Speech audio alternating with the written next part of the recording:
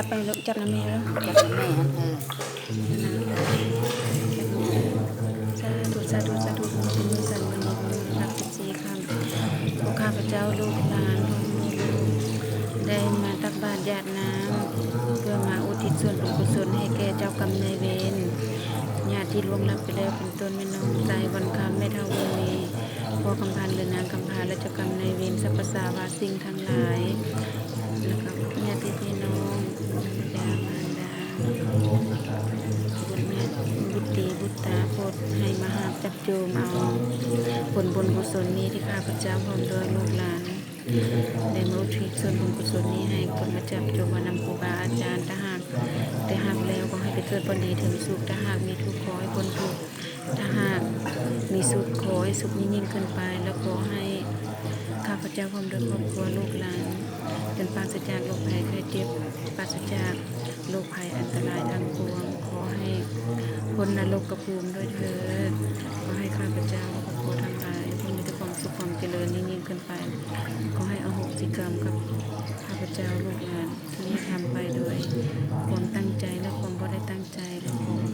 จะได้ดังเด็กขอให้อโหสิกรรมให้แก่ข้าพเจ้าลูกหลานนี้ด้วยเถิดสาธุสาธุสาธุเถิด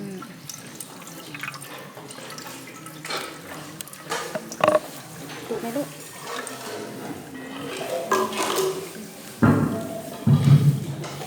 ว่าลูกเดินหายระหว่างแม่หายเยนะวัจจายะวะเยตัสสะโอเทกุกังนังภะคะตังมายายังโอโตปะติกัณะโตตะยันตังตันตะเวตังวะลิตุมวะพุทเทหายเยนะวัจจา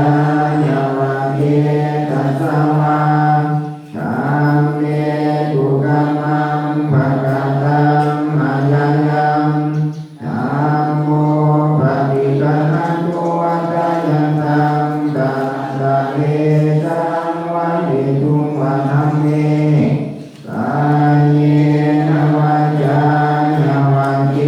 ตัสสะสังเฆตุกัมมังภะคะตังมายายังสังโฆปฏิกัณะโตตะยันตังกัมตะเวตังวะนิตุงวะสังเฆอุกาสวันทามิหังเตสาปังปันเตมายังกัสสังปุญญังสามินานุโมทิตาปังสามินากัสสังมัยหังทาตพังสาธุสาธุสาธุอนุโมทา